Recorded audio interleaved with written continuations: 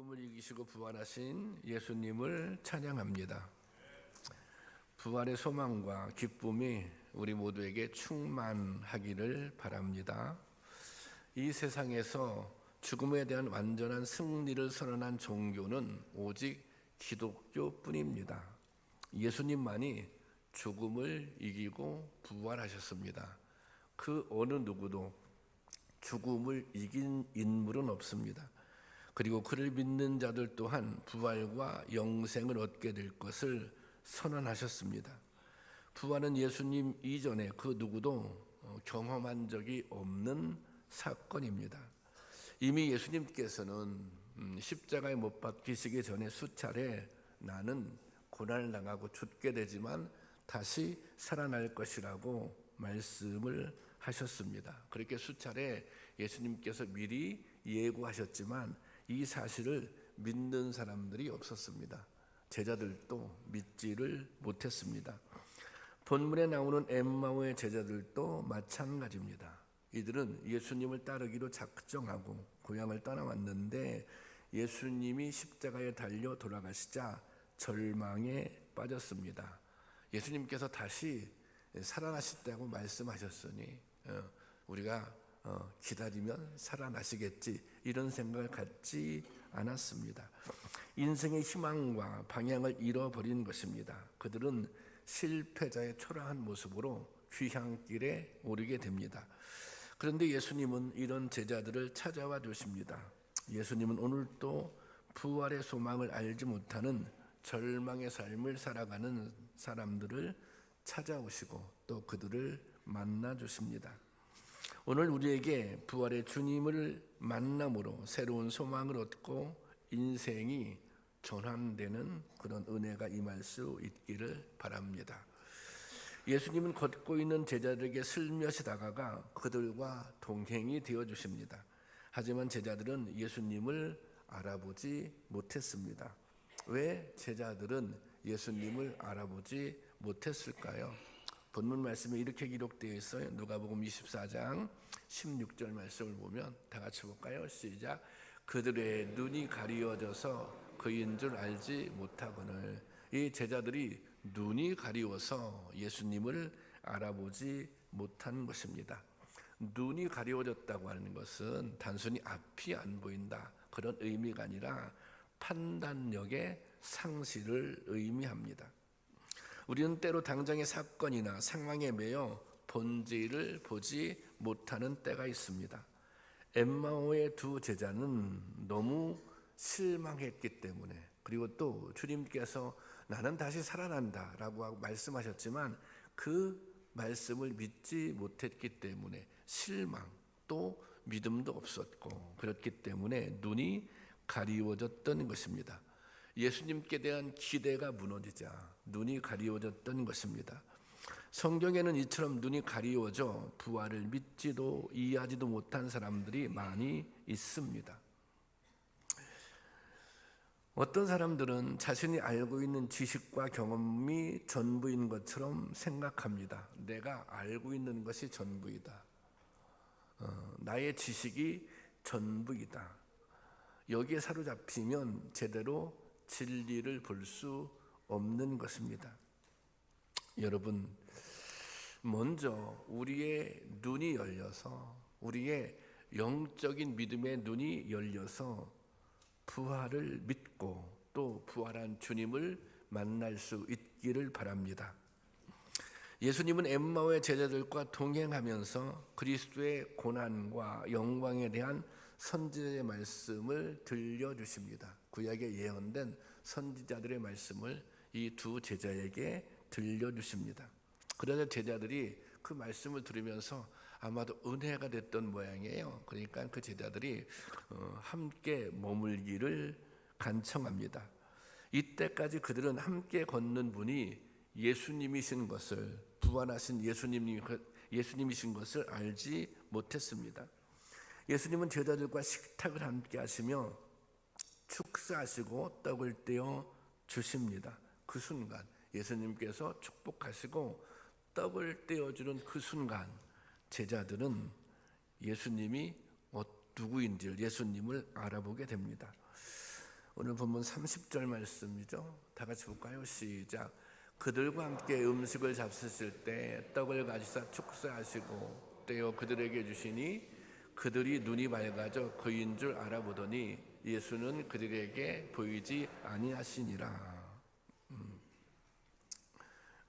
예수님을 그 순간 알아보게 된 것입니다.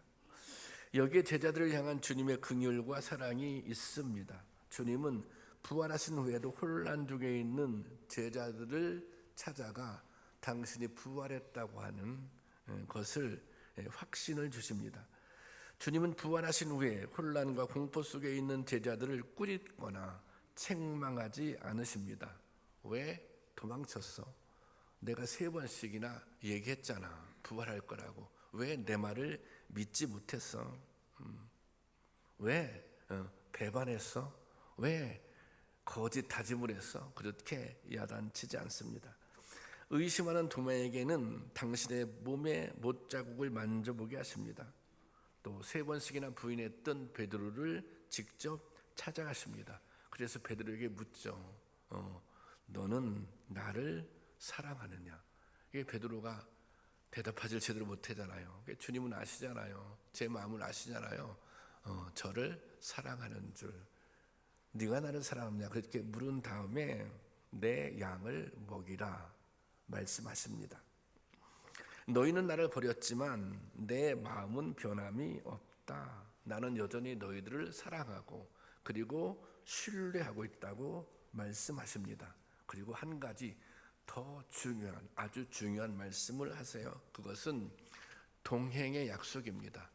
영원한 동행의 약속입니다. 내가 너희들과 영원히 함께 할 것이다. 그렇게 약속하십니다. 마태복음 28장 20절 말씀인데요. 다 같이 볼까요? 시작. 볼지어다 내가 세상 끝날까지 너희와 항상 함께 있으리라. 여러분, 주님은 오늘도 아직 부활을 확신하지 못하는 자들을 찾아가 만나주기를 원하십니다. 부활에 관한 믿음을 주시고 그들에게 힘도 주시고 위로 주시기를 원하시는 것입니다. 그리고 말씀하십니다. 영원히 함께 있겠다. 세상 끝날까지 함께 있겠다. 여러분, 부활한 주님이 오늘 시간 우리와 함께 하시는 줄로 믿습니다. 뿐만 아니라 영원히, 우리가 새벽 기도 때 말씀을 나눌 때 주님께서 그런 말씀하셨잖아요. 너는 나의 사람이다. 그리고 또 어떤 말씀을 하셨어요? 내가 끝까지 사랑하겠다. 끝까지 사랑한다고 말씀하셨잖아요. 주님께서 약속하시는 거예요. 내가 끝까지 너희와 함께 하겠다 말씀하십니다. 이 말씀을 온전히 믿음으로 받아들일 수 있기를 주님의 이름으로 축원합니다. 엠마오의 두 제자는 부활하신 예수님을 만나자 바로 예루살렘으로 돌아갑니다. 예루살렘은 어떤 곳입니까?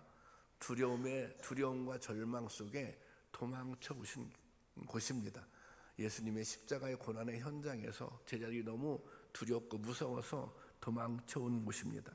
이제 이들은 두려움이 없습니다. 부활하신 주님을 직접 만났으니 이제 확신 그리고 소망만 있을 뿐입니다. 이제 예수님의 부활 소식을 전하기 위해 다시 도망쳐 왔지만 예루살렘에서 이제 다시 예루살렘으로 되돌아간 것입니다. 제자들이 이렇게 예루살렘으로 돌아간 것은 희망을 찾았다는 의미입니다. 그리고 더 이상 의심과 두려움에 흔들리지 않는 믿음이 그들에게 생긴 것입니다. 이제는 어떤 경우에도 흔들리지 않습니다. 이제는 어떤 경우에도 의심하지 않습니다. 이들은 확신 있는 믿음으로 변화가 된 것입니다. 본문 33절에는 제자들의 행동을 이렇게 기록하고 있습니다. 33절 다 같이 볼까요? 시작.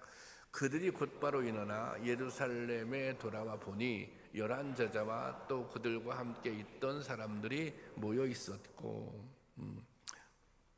그들은 부활의 소식을 위해 전하기 위해 곧바로 일어섰습니다. 부활하신 예수님을 만난 기쁨 때문에 지체할 수가 없었던 것입니다. 그래서 곧바로 예루살렘으로 돌아왔습니다. 예루살렘에는 이미 예수님의 부활을 경험한 또 다른 사람들이 11제자와 함께 모여 있었습니다. 이들은 모두 부활하신 주님을 만난 사람들입니다. 다시 말하자면 이들은 모두 부활의 증인입니다. 이처럼 부활하신 주님의 증인이 되고 보니 예수 그리스도를 전하는 일이 더 이상 두렵지가 않습니다. 이제 이들은 더 이상 도망자가 아닙니다. 그들은 주님의 죽음 앞에 절망했지만 부활하신 주님을 만나고 다시 희망을 발견하게 된 것입니다. 그 희망의 증인이 되기 위해 제자들은 다시 모인 것입니다. 이후에 이 사람들은 정말 생명을 걸고 주님의 부활을 증거하게 됩니다. 여러분, 우리가 가는 신앙의 길은 하나님 나라를 향해 가는 길입니다. 이 길은 때로는 평탄하고 행복하지만 때로는 고난과 절망이 찾아오기도 합니다.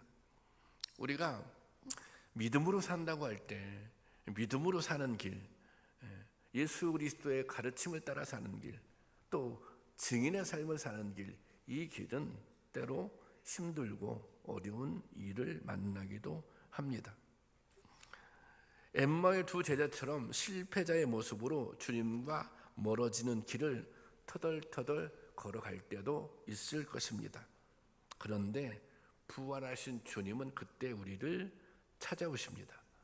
우리에게 용기를 주시고 또 방향을 돌이키도록 인도하십니다. 우리가 눈이 어두워져 주님을 알아보지 못할 때에도 주님은 우리를 찾아오십니다. 우리를 만나주시고 우리의 눈을 열어 주님을 보게 하십니다. 그리고 새로운 힘을 얻게 하십니다. 여러분, 오늘 우리가 걸어가야 할 길은 절망의 엠마오 길이 아닙니다. 희망과 용기의 예루살렘 길이 오늘 우리가 가야 할 길입니다. 그러므로 오늘 우리는 이 세상을 향해, 이 절망의 세상을 향해 희망을 선포할 수 있어야 합니다. 우리 가운데 낙심이 있다면, 우리 가운데 절망이 있다면 이 부활한 주님을 바라보며 소망을 얻고 새 힘을 얻어야 됩니다. 예수님께서는 죽음의 권세를 깨뜨리심으로 우리도 영생을 얻게 되었습니다. 여러분, 이 기쁜 소식을, 이 희망의 소식을 담대히 선포할 수 있기를 바랍니다. 무엇보다 먼저 우리가 예수님의 부활로 말미암아서 희망을 가질 수 있기를, 새 힘을 얻을 수 있기를, 새로운 용기를 얻을 수 있기를, 그리고 그 부활하신 주님이 영원히 나와 함께 하신다는 믿음으로 승리할 수 있기를 주님의 이름으로 축원합니다.